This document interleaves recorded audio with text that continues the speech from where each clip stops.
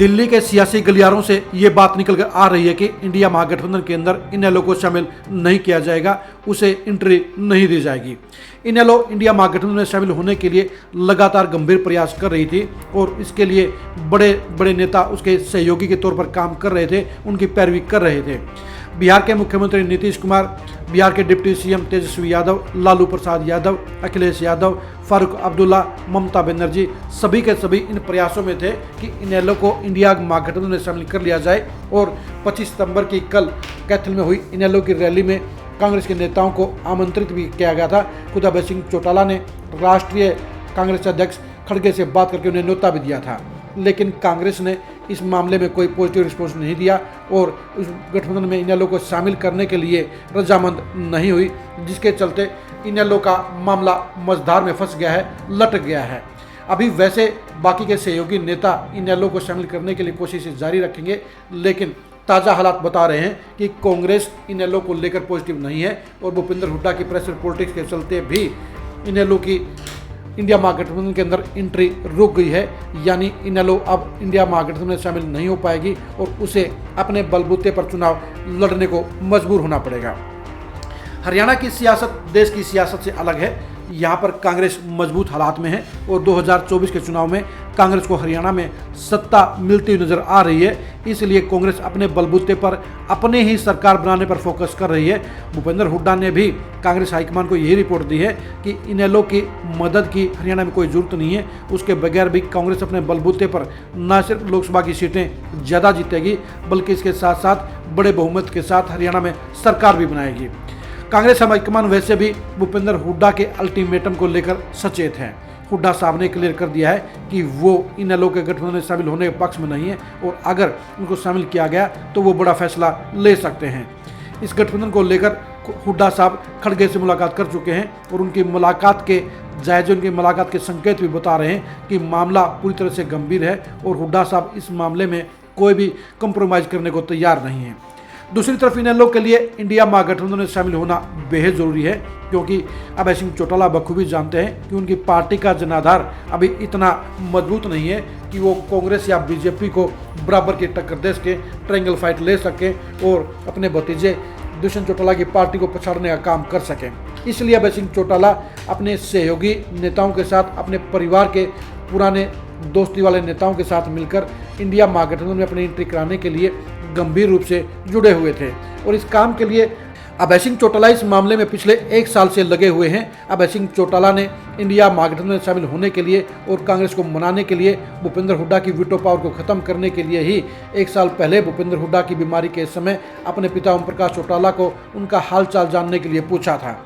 हुड्डा के पास चौटाला का जाना सबसे बड़ी सियासी बात थी, क्योंकि ओम प्रकाश चौटाला ने 60 साल तक सिर्फ कांग्रेस की खिलाफत की पॉलिटिक्स की है और वो अपने जेल जाने के पीछे कांग्रेस को, हुड्डा गवर्नमेंट को सबसे बड़ा जिम्मेदार मानते हैं। कल कैथल की रैली के अंदर भी ओम प्रकाश चौटाला ने साफ तौर पर कहा कि उनको जेल भेजने के पीछे कांग्रेस का हाथ था। ये बयान उस समय आया है जब इनेलो को महसूस हो गया है कि इंडिया महागठबंधन के अंदर कांग्रेस के कानून की एंट्री नहीं होगी और उन्हें अपने बलबूते पर ही चुनाव लड़ना पड़ेगा। अभय सिंह चौटाला लगातार इस बात के लिए गंभीर प्रयासों में रहे कि किसी तरीके से इनेलो की एंट्री इंडिया महागठबंधन में हो जाए और वो अपनी पार्टी को 2024 में दोबारा से मजबूती दिलाने का काम कर पाएं। लेकिन उन्हें इस बात का एहसास भी था कि जब तक भूपेंद्र हुड्डा नहीं मानेंगे तब तक उनकी बात नहीं बनेगी और तब तक उनकी इंडिया महागठबंधन में ज्वाइनिंग नहीं होगी। उन्होंने तमाम प्रयास किए, उनके साथ में नीतीश कुमार ने भी, त्यागी ने भी, तेजस्वी यादव और अखिलेश यादव सभी के सभी बड़े नेताओं ने सकारात्मक पॉजिटिव तौर पर कांग्रेस के साथ चर्चा भी की, उन्हें मनाने का प्रयास भी किया, लेकिन कांग्रेस हाईकमान ने अपने सहयोगी दलों के नेताओं की बात मानने से इनकार कर दिया और उन्हें आंकड़ों के जरिए ये बता दिया कि जिस पार्टी के महज 2.5% वोट हों उसे लेकर लोकसभा के चुनाव लड़ना, उसे महागठबंधन में शामिल करके सीटों की हिस्सेदारी करना उसके लिए संभव नहीं है। वो हरियाणा में अकेले बलबूते पर चुनाव लड़ेगी। हरियाणा में उसे न तो इनेलो की जरूरत है और न ही आम आदमी पार्टी की जरूरत है। इसलिए कांग्रेस ने महागठबंधन में इनेलो को शामिल करने से इनकार कर दिया। कांग्रेस का ये अड़ंगा जहां भूपेंद्र हुड्डा को रास आएगा, वहीं अभय सिंह चौटाला की रणनीति को, उनकी प्लानिंग को फेल करने का काम करेगा। भूपेंद्र हुड्डा जानते हैं कि 2024 में उन्हें अपने बेटे को अगर सीएम बनाना है तो ज़्यादा से ज़्यादा उन्हें अपने विधायक बनाकर लाना होगा और फिर अपने प्लानिंग के तहत अपने दमखम के बलबूते पर बड़ा लक्ष्य हासिल करना होगा। उन्हें ये बात का एहसास है कि अगर अभय सिंह चौटाला इंडिया महागठबंधन में शामिल हो गए और उनके साथ अगर टिकटों की सीटों की शेयरिंग करनी पड़ेगी तो उनकी प्लानिंग का बंटाधार हो जाएगा। इसलिए इस मामले में उन्होंने कांग्रेस हाईकमान को साफ साफ संकेत दे दिया कि क्या करने से क्या हो जाएगा। कांग्रेस हाईकमान भी वैसे भी हरियाणा के पॉलिटिक्स को लेकर, हरियाणा के मिजाज को लेकर, हरियाणा के माहौल को लेकर पहले से इस बात पर लगभग सहमत हो चुकी है कि वो हरियाणा में अकेले ही चुनाव लड़ेगी और अकेले ही सरकार बनाकर सत्ता में वापसी करते हुए वो अपनी पार्टी के जनाधार को बढ़ाने का काम करेंगी। इसलिए अभय सिंह चौटाला के लिए दोबारा से हालात पेचीदा हो गए हैं। उन्हें 2024 के चुनाव में अब अकेले ही चुनाव लड़ना पड़ेगा या उन्हें छोटी मोटी पार्टियों के जरिए ही उन्हें गठबंधन करना पड़ेगा और सत्ता में वापसी के बजाय अपनी पार्टी को मजबूती देने का काम करना पड़ेगा।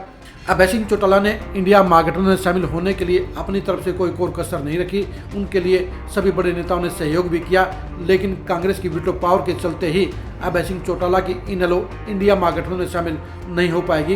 वैसे आपको बता दें, अभय सिंह चौटाला ने अभी हथियार नहीं डाले हैं, वे अभी भी इंडिया महागठबंधन में शामिल होने के लिए कोशिशें जारी रखेंगे।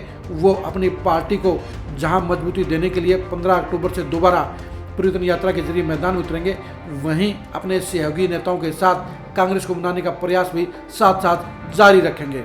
यानी बेशक से अभी कांग्रेस इंडिया महागठबंधन इनेलो को शामिल करने के मूड में नहीं है, लेकिन अभय सिंह चौटाला ने भी हथियार नहीं डाले हैं। वो जहां एक तरफ अपनी पार्टी को मजबूत करेंगे तो दूसरी तरफ नीतीश कुमार और दूसरे नेताओं के जरिए महागठबंधन का पार्टनर बनने के लिए भी लगातार कोशिशें जारी रखेंगे। अब देखने की बात यह है कि अभय सिंह चौटाला की ये कोशिशें कितना रंग ला पाती हैं। उनके साथ में फारूक अब्दुल्ला, नीतीश कुमार, लालू प्रसाद यादव, अखिलेश यादव, ममता बनर्जी क्या गंभीर रूप से उनके लिए कांग्रेस के हाईकमान से बात करेंगी? क्या इनेलो के फायदे के बारे में वो कांग्रेस से चर्चा करेंगी और क्या कांग्रेस को इनेलो को महागठबंधन में शामिल करने के लिए रजामंद करने का काम करेंगी?